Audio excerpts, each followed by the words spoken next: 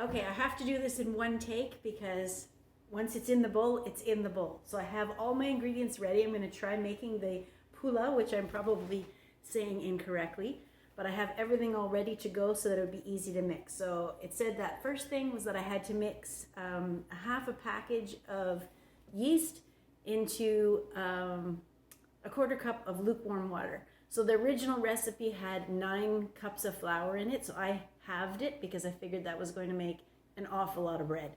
So I have my warm water, so this is the half recipe. I have that ready to go. I'll just mix that up. I guess the warm water just activates that. But that's it for a second. Then I need to put 1 cup of lukewarm milk, sugar, 2 beaten eggs, salt, some spice, and half of my flour. So I did remember too the trick that we saw when we were watching the video, that the flour, I keep my flour in these big bins because I get it in a giant bag and put it in bins, so it settles and you can end up with too much flour. So what they said was to mix it up, remember? Spoon it into the measuring cup so that it's nice and fluffy and you don't end up with too much packed flour in there. Then level it off, and then that would be an exact cup. So I have my 4.5 cups of flour. So put that away because I don't need it now.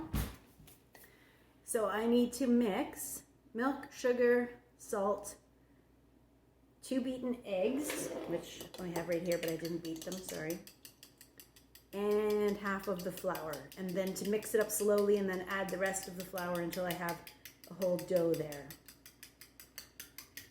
Actually, I should keep out a little bit of flour because I'm going to need to put it on the counter, which I have washed down my counter and my hands before I started, so I'm ready to go.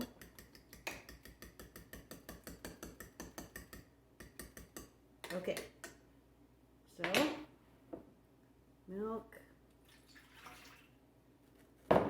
sugar, I put the salt on top of there already, the 2 beaten eggs,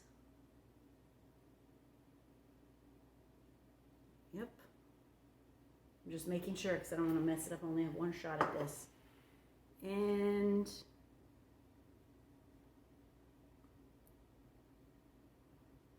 oh, cardamom. I didn't have cardamom, but I looked up what it was, and it said that it tastes kind of like cinnamon and ginger, so that you could use an equal amount of cinnamon and ginger, which I didn't have either of those things either, but I did have pumpkin pie spice, which if you read it, it is cinnamon, ginger, and nutmeg. So I figured close enough. It's just 1/2 teaspoon of this anyways. So that's the best I can do because it's the closest thing I had to it. And half of my flour. And then I guess I'll mix it up with one of these.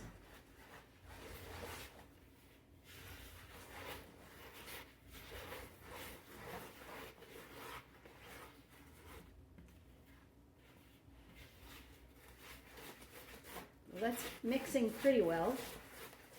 I suppose I could have used my electric mixer because it does have a bread hook on it, but I didn't think about that when I started, so I would have to stop recording and then dig down in the cupboard and get that. I may have to do that, we'll see.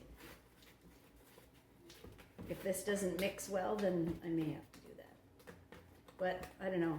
Sometimes I like to think, well, 50 years ago, did everybody have a stand mixer with a dough hook on it? No. So if they didn't, then how would they have done it? Obviously with a spoon and a bowl. So that's what I'm going to try.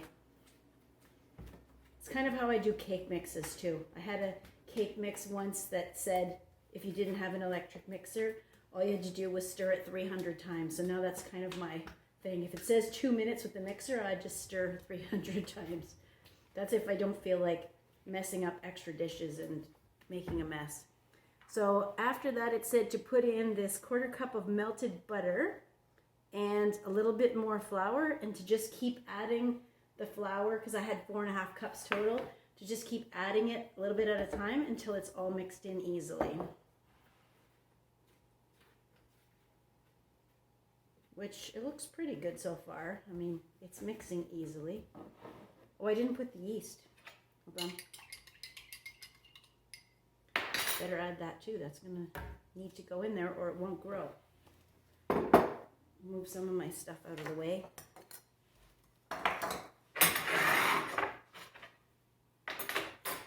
Worry about that later. There. Now I have more space.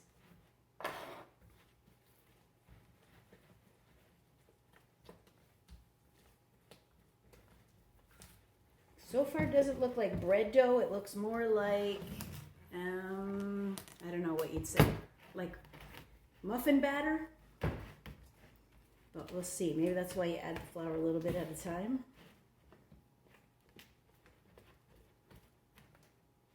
It smells good though. It's going to smell kind of Christmassy with the pumpkin pie spice in it. I guess if you don't like that kind of stuff, you could have just used plain cinnamon or even none.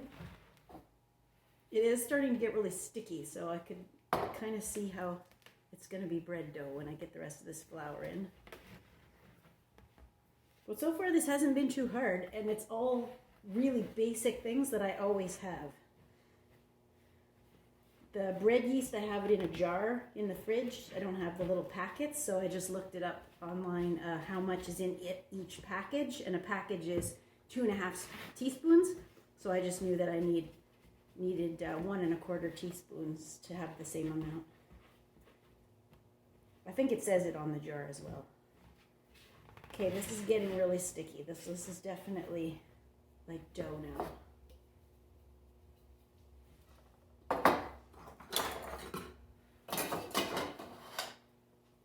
Okay.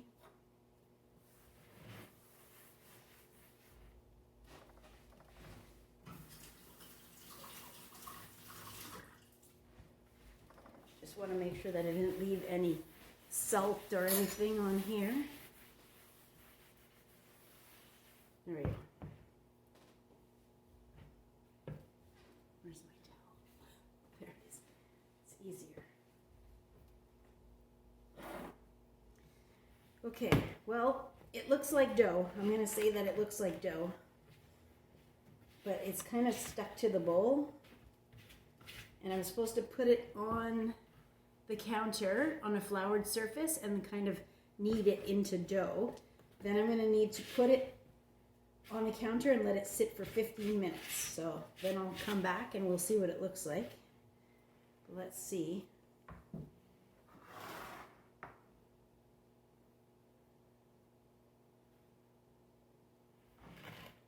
Maybe this is what I'll do.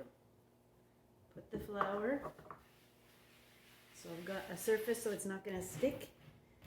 And then try and get it out of here. I think this is one of those things where you just have to use your judgment, and if it's super sticky, you might need to add a little flour.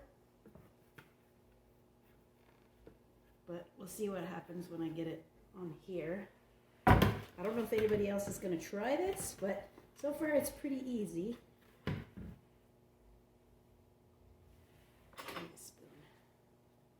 I don't want to waste any of it. I'm excited to do the part though where you get to turn it into a braid. This will work.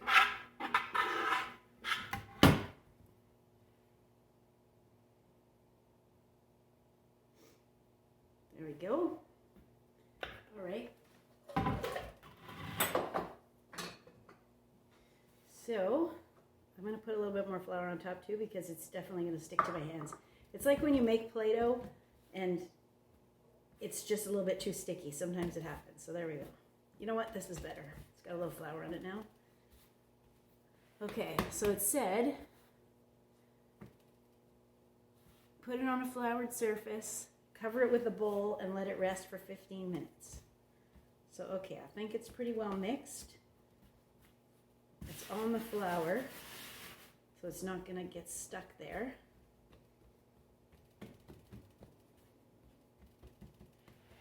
And then I guess I just cover it with a bowl so it doesn't get dried out. and come back in 15 minutes. Okay, so I'll pause and I'll be back. Okay, so it's been sitting for 15 minutes, so now I'm supposed to put it in a buttered bowl and cover it with a towel, clean tea towel. So if you notice, I've switched bowls, but only because I wanted to use this big one again, because I feel like the bread dough is going to grow and get bigger, so I'm gonna need this big one.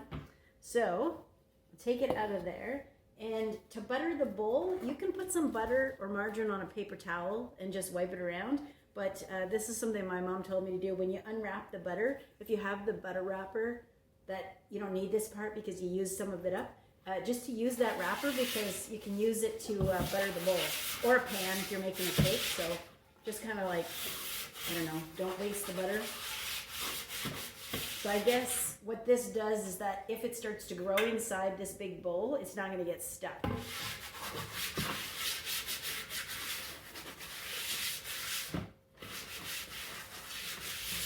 There we go.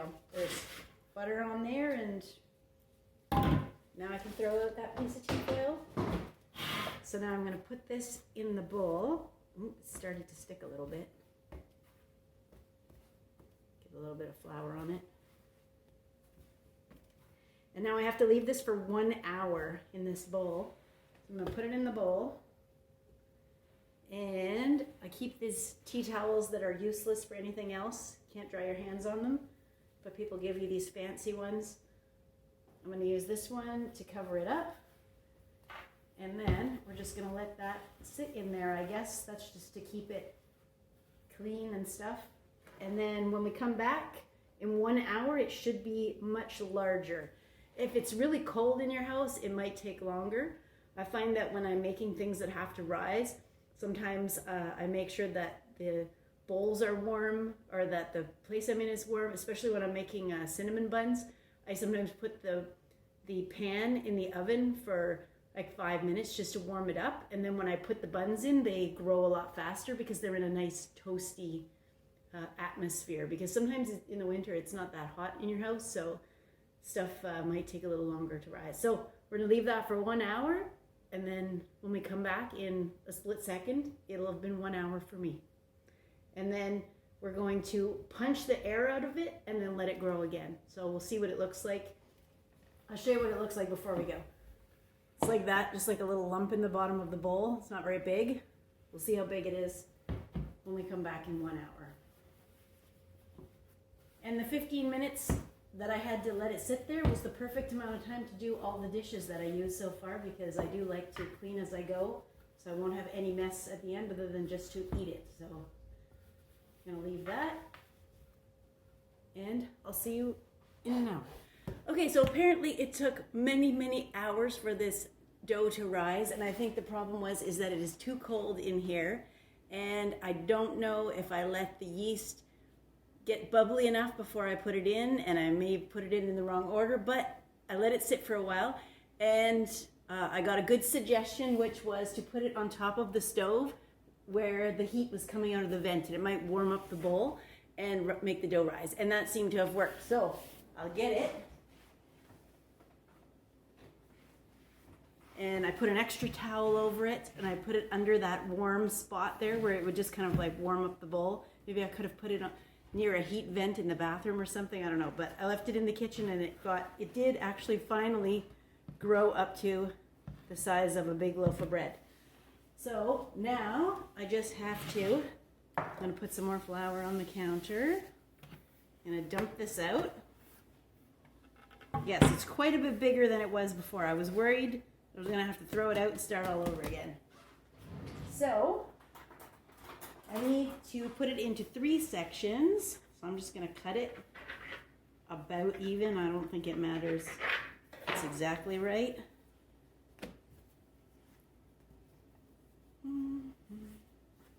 There we go.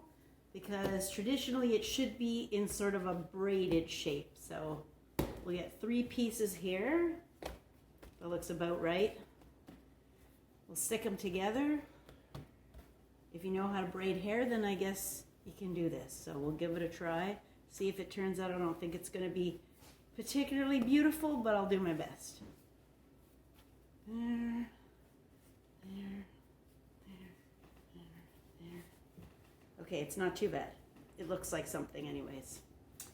And then it goes in the oven on a baking sheet, which I put parchment paper because I figured it would stay a little bit better. Now if I can pick this up without ruining the shape of it. There. I'm glad I did a half recipe because this would have made a really, really huge loaf of bread. But that looks pretty good to me. I'll just move some of this flour out of the way. And then the surface is supposed to have an egg wash and some sugar on it. So I have a little bit of beaten egg here. Maybe just a spoon might be better. Just to make the surface, I think, brown up a little nicer. And the sugar stick to it. So we'll do that. That looks pretty good. And a little bit of sugar.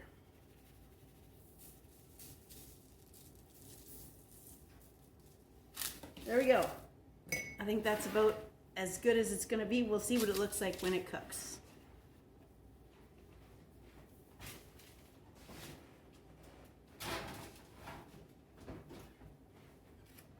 And it's supposed to be 25 minutes at 400 degrees. So we'll see what happens.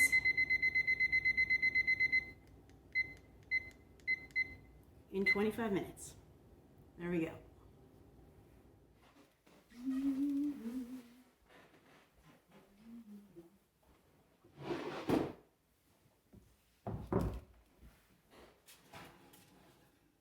Okay, it definitely grew. I think it might have had a minute or two too much, but it definitely is a large loaf of bread. So I'm gonna say it was successful. I haven't eaten it yet.